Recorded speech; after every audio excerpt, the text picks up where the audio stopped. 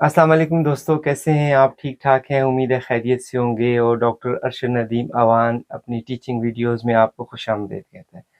मेरा आज का टॉपिक जो है वो हेपेटोब्लास्टोमा है। वो क्लिनिशियन जो कि पीडियाट्रिक्स में काम कर रहे हैं, तो ख़ुसूसी तौर पर ये उनके लिए बहुत इम्पोर्टेंट है क्योंकि ये एक पीडियाट्रिक ट्यूमर है और ये न्यूरोब्लास्टोमा और विल्म्स ट्यूमर के बाद सेकंड मोस्ट कॉमन जो है ट्यूमर है, मैलिग्नेंट ट्यूमर है। और जिस वक़्त इसको एग्ज़ामिनेशन या अल्ट्रासाउंड पे पिक किया जाता है, तो तकरीबन 20% में देखा गया है कि मेटास्टेसिस जो है वो हो चुके होते हैं। जहाँ तक हेपेटोब्लास्टोमा का ताल्लुक है, तो ये बेसिकली मेसेंकाइमल सेल हेपेटोसाइट से डेरिवेटिव है, वहाँ से निकलता है और यूजुअली ये एसिम्प्टोमेटिक होता है, लेकिन अगर ये ट्यूमर बड़ा हो जाए, तो फिर ये जो है एनोरेक्सिया, एब्डोमिनल पेन, वॉमिटिंग और डिस्टेंशन जो है, पेट जो है वो फूला हुआ होता है। तो प्रेज़ेंटेशन जो है पेशेंट की जो सस्पिशन रेज़ करती है, वो एब्डोमिनल डिस्टेंशन है और आपको पल्पेशन पे जो है वो एक सॉलिड मास जो है वो महसूस होता है। तो ये आपको इन्वेस्टिगेशन पे मजबूर करता है और आप फिर जो है अपनी इन्वेस्टिगेशन कराते हैं। जिस तरह सबसे पहले आप चेस्ट एब्डोमिनल एक्स-रे करवाते हैं। एब्डोमिनल एक्स-रे पे आपको कैल्सिफिकेशन नज़र आ जाती है और आपको कैल्सिफिकेशन जो है वो सस्पिशन क्रिएट करती है कि यहाँ पे कोई ट्यूमर लीजन मौजूद है। फिर आप अगर उसका अल्ट्रासाउंड करा लें इमीडिएट, तो अल्ट्रासाउंड पे आपको लिवर में मैस नज़र आएगा। ये मैस मल्टीपल भी हो सकता है, सिंगल भी हो सकता है। मुख्तलिफ इकोजेनेसिटी से भी हो सकता है, लेकिन ज़्यादातर ये हेट्रोजेनस होता है। सेंट्रल सिस्टिक डिजेनरेटिव चेंजेस भी नज़र आ जाती हैं और आपको नेक्रोटिक एरियाज़ भी नज़र आ जाते हैं। तो आपको अल्ट्रासाउंड पे इस तरीके से ये हेपेटोब्लास्टोमा नज़र आता है। जहाँ तक सीटी स्कैन का ताल्लुक है, तो सीटी स्कैन में आपको मल्टीपल रिफ्लेक्टिविटी, मल्टीपल जो एटेन्यूएशन आपको मिलेगी और सिस्टिक डिजेनरेटिव चेंजेस भी आपको उसमें मिलेंगी। सेंटीग्राफी पे भी जो है हम बात करते हैं, सेंटीग्राफी में भी अपटेक आपको मिलता है। तो ये हमें अल्ट्रासाउंड पे या सीटी पे किस तरीके से नज़र आएगा, आइए हम देखते हैं। हमने कुछ स्लाइड्स जो हैं वो आपके लिए अल्ट्रासाउंड की यहाँ पे रखी हैं और फिर आपको सीटी स्कैन बताऊँगा और फिर उसके बाद थोड़ी-सी डिस्कशन जो है वो सेंटीग्राफी पे भी होगी। तो ब्लास्टोमा बच्चों में लेस देन 3 इयर्स चिल्ड्रन में जो है वो पिक करना जो है वो आसान होता है, अगर आपके पास ये सारी इन्फॉर्मेशन मौजूद है। तो आइए ये इमेजेस देखते हैं।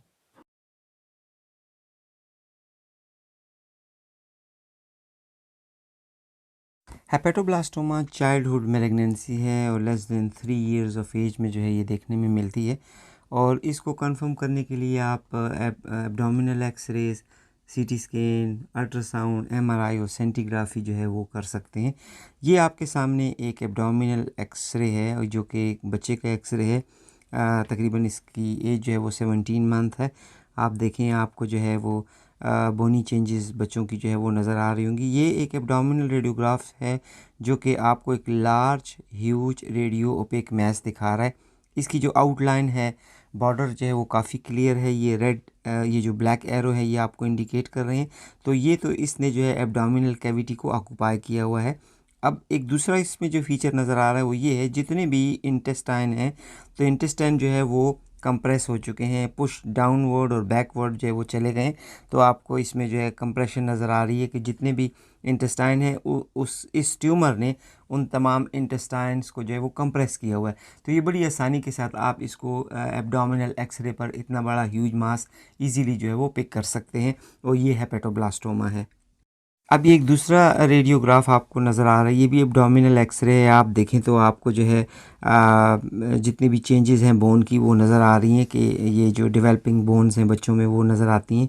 उसके साथ साथ आप देखें चेस्ट जो एरिया है, पल्मोनरी एरिया है, वो आपको क्लियर नज़र आ रही है। बैक बोन्स जो हैं वो नज़र आ रही हैं और इसके साथ आपको जो है इस रेडियोग्राफ पर एक well defined large huge radio पे एक मैस नज़र आ रहा है। इसकी बाउंड्रीज जो हैं वो वेल डिफाइंड हैं, राउंड हैं, रेगुलर हैं, स्मूथ हैं और इसमें भी वही पॉइंट नज़र आ रहा है कि इस मास ने कंप्रेशन इफ़ेक्ट डाला हुआ है। उस कंप्रेशन की वजह से जो बाउल लूप्स हैं वो डाउनवर्ड ग्रेविटेट कर गए हैं, पुश हो गए हैं और बैकवर्ड जो है वो पुश हो गए हैं। तो ये आपको इस चेस्ट रेडियोग्राफ पर जो है वो हेपेटोब्लास्टोमा की करेक्टरिस्टिक नज़र आ रही है। हेपेटोब्लास्टोमा की करेक्टरिस्टिक चेस्ट एब्डोमिनल एक्सरे पे ये भी है कि उसमें कैल्सिफिकेशन एट टाइम्स नज़र आ सकती हैं। चूँकि इस रेडियोग्राफ को हम देख रहे हैं स्कैन किया हुआ, इस वजह से शायद आपको इस पे जो है वो कैल्सिफिकेशन पिक करना इतना इजी ना हो, लेकिन अगर आप इन रियल हैंड आप अगर जो है उसको एल्यूमिनेटर पे देख रहे हैं और आपने चेस्ट फिल्म जो है लगाई हुई है, तो ये आप उसे CR पे देख रहे हैं, तो आपको उसमें जो है वो कैल्सिफिकेशन भी नज़र आ जाएगी। तो ये है हेपेटोब्लास्टोमा जो है वो एब्डोमिनल एक्सरे पे। हेपेटोब्लास्टोमा के लिए जो सेकंड इन्वेस्टिगेशन है वो अल्ट्रासाउंड एब्डोमेन है। अल्ट्रासाउंड जैसे ही आप करेंगे आपको जो है वो लिवर पर एक लार्ज हेट्रोजेनस मैस जो है वो नज़र आ जाएगा। ये इसकी करेक्टरिस्टिक है, हेट्रोजेनस मैस है, इसमें इकोजेनिसिटी आपको जो है वो नज़र आ रही होगी। दूसरी ये कि आप इस मैस को गौर से देखें तो इसके अंदर आपको जो है लो एटीन्यूएटिंग एरिया, लो इकोजेनिक एरिया जो है नज़र आ रहे हैं, जो कि शो करते हैं कि ये सिस्टिक डीजेनरेटिव चेंजेस हैं या ये जो है नेक्रोटिक एरियाज़ हैं। तो चूँकि जो कि मास है वो काफ़ी लार्ज होता है, इस लार्ज मास में आपको जो है वो नेक्रोटिक चेंजेस बड़ी कॉमन नज़र आएंगी, डीजेनरेटिव चेंजेस बड़ी कॉमन नज़र आएंगी। आप इसमें अगर कैल्सिफिकेशन है तो वो भी पिक कर सकते हैं। ये आपको अल्ट्रासाउंड इमेजिंग पे जो है वो आसानी से ये फीचर्स नज़र आ जाएंगे। आप देखें ये वाइट एरो जो है वो इंडिकेट कर रहा है कि जो लार्ज मास है उसको बता रहा है ये इसके राइट लोब में है। अब इसमें इस मैस के साथ एक दूसरा फीचर होता है, वो ये कि इसने कंप्रेशन इफ़ेक्ट डाला होता है पोर्टल वेन्स पर, हेपेटिक वेन्स पर और आईवीसी पर। आप देखें इसमें जो दूसरा वाइट एरो नज़र आ रहा है ये बता रहा है कि इसने आईवीसी को कंप्रेस किया हुआ है, तो कंप्रेशन ऑफ आईवीसी आपको देखने में मिलेगी। चूँकि ये मैलिग्नेंट डिजीज़ है तो कभी कभी ये हो सकता है कि ये मैस आईवीसी में इनफिल्ट्रेट कर जाता है, तो ये भी पॉसिबिलिटी है। तो आपने आईवीसी को गौर से देखना है कि आईवीसी पेटेंट है या उसके अंदर कोई थ्रोम्बोसिस या मास जो है वो फिल्ट्रेट तो नहीं कर रहा, इनफिल्ट्रेट तो नहीं कर रहा। और आपने सराउंडिंग एरिया जो है वो डॉपलर से कंफर्म करेंगे तो आपको पता लगेगा कि इस मैस ने जो है वो सराउंडिंग वेस्कुलरिटी को, हेपेटिक स्ट्रक्चर, वेस्कुलर स्ट्रक्चर को जो है वो कंप्रेस किया हुआ है। तो ये हेपेटोब्लास्टोमा जो था ये अल्ट्रासाउंड की इमेजेस के ऊपर था। ये हेपेटोब्लास्टोमा जो है वो सीटी स्कैन इमेजेस पे जो है वो आपको दिखाया जा रहा है। आप इस सीटी स्कैन इमेजेस पे देखें तो आपको एक लार्ज और लो डेंसिटी जो है सॉलिड और हेट्रोजेनस मैस जो है नज़र आ रहा है। इसकी 3 कैरेक्टरिस्टिक आप सीटी पे कंफर्म कर सकते हैं। पहला तो ये कि ये एक लार्ज है, दूसरा ये लो डेंसिटी है, तीसरा ये सॉलिड मैस है और चौथा ये हेट्रोजेनस है। आप पैटर्न देखें, आपको इन्हेंसमेंट की जो पैटर्न है वो हेट्रोजेनस नज़र आ रही है। अच्छा, इसमें आपको कोई कैल्सिफिकेशन जो है वो दिखाई नहीं दे रही, तो इसका मतलब है इसमें कोई कैल्सिफिकेशन नहीं है और इसके अंदर जो है वो पैची इन्हेंसमेंट है। ये जो है 17 महीने का बच्चा था और उसका जो है एब्डोमेन जो है वो बड़ा डिस्टेंडेड था और उसके अंदर जो है वो अल्ट्रासाउंड पे भी जो है मैस पिक हो गया, तो सीटी स्कैन कराएगी। अब आप एक इसकी दूसरी कैरेक्टरिस्टिक देखें तो आपको इस इमेजेस पे पैची इन्हेंसमेंट नज़र आएगी। पैची इन्हेंसमेंट जो है ये शो कर रही है कि इसमें एरिया ऑफ डीजेनरेटिव चेंजेस हैं, सिस्टिक डीजेनरेटिव चेंजेस हैं, नेक्रोटिक चेंजेस आपको नज़र आ रही हैं। तो चूँकि मास जो है वो लार्ज है और इस लार्ज मैस के अंदर जो है आपको नेक्रोटिक चेंजेस और डीजेनरेटिव चेंजेस नज़र आ रही हैं, अलबत्ता कैल्सिफिकेशन नहीं है और मास जो है वो राउंड इन शेप है। अब यही हेपेटोब्लास्टोमा आप जो है दूसरी फीचर आप उसका देखें तो आपको इस दूसरे इमेज पर जो है वो मैस नज़र आ रहा है। ये अगेन एक वेल डिफाइंड मैस है और ये भी सॉलिड मैस है और लो डेंसिटी आपको नज़र आ रही है। इसमें आप बड़ी क्लियरली जो है वो लो इन्हेंसमेंट एरिया जो है पैची इन्हेंसमेंट देख रहे हैं। तो ये पैची इन्हेंसमेंट की वजह से ये मैस जो है वो हेट्रोजेनस आपको नज़र आ रहा है। दूसरा, इस मैस को आप देखें तो इसकी जो शेप है, आउटलाइन जो है वो बिल्कुल राउंड है। तीसरा, आप देखें इसके अंदर जो है चूँकि पैची इन्हेंसमेंट की वजह से आपको necrotic area, cystic area, degenerative areas जो है वो ईजीली जो है वो नज़र आ रहे हैं। इसके अंदर भी आपको कैल्सिफिकेशन नज़र नहीं आ रही है। हेपेटोब्लास्टोमा में कैल्सिफिकेशन हो सकती है, तो आप देखें तो ये आपको इसके अंदर कैल्सिफिकेशन नज़र इस वक्त नहीं आ रही। और फिर जो अगर बाकी सराउंडिंग एरियाज़ को आप देखेंगे तो आप देखेंगे कि ये इसने जो अगर लिवर के अंदर मौजूद है तो लिवर के बाकी एरिया को जो है इसने कंप्रेस किया होगा, इसकी वस्कुलरिटी जो है वो उसने कंप्रेस की होगी। और अगर आपके पास पूरा व्यू है तो आप देखेंगे कि इसने बाउल लूप्स को भी जो है वो कंप्रेस किया होता है और बाउल लूप्स को जो है डाउनवर्ड इसने पुशिंग इफेक्ट जिसको कहते हैं वो पुशिंग इफेक्ट आपको नज़र आ रहा होगा। तो ये सीटी इमेजेस पे जो है ये हेपेटोब्लास्टोमा है। ये हेपेटोब्लास्टोमा की एमआरआई है। आप इस एमआरआई स्कैन को देखें, ये T1 वेटेड इमेजेस हैं। Low signal intensity large mass with area of increase signal intensity consistent with blood जो है ना, अगर आप देखें तो आपको इसके अंदर भी वही करेक्टरिस्टिक नज़र आ रहे हैं जो आपने सीटी स्कैन पर पिक किए। लार्ज मैस आपको नज़र आ रहा है, T1 वेटेड इमेजेस पे है, और लो सिंगल इंटेंसिटी जो है वो मैस आपको नज़र आ रहा है। और इसके अंदर अगेन आपको जो है वो जो कंटेंट्स हैं वो ब्लड दिखा रहे हैं, जो सिंगल इंटेंसिटी आपको जो इमेजेस के ऊपर नज़र आ रही है, तो ये ब्लड कंटेंट जो है आपको नज़र आ रहे हैं। इंटरनल सेप्टा भी जो है आपको थोड़े बहुत इसके अंदर नज़र आ रहे हैं, जो कि सिस्टिक प्रेजेंस को जो है वो शो कर रहे हैं।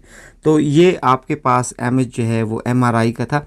तो आपने इसको जो है चेस्ट एक्सरे पे कंफर्म किया, आपने सीटी इमेजेस पे देख लिया, बड़ी आसानी से आप इसे पिक कर सकते हैं। पेशेंट की एज को देखते हुए आप डायरेक्ट इसको आपको अंदाज़ा लग जाता है। और दूसरा आपने इसको MRI पे भी देख लिया। अब आइए देखते हैं जो कि हमें ये सेंटीग्राफी पे जो है वो किस तरीके से नज़र आएगी।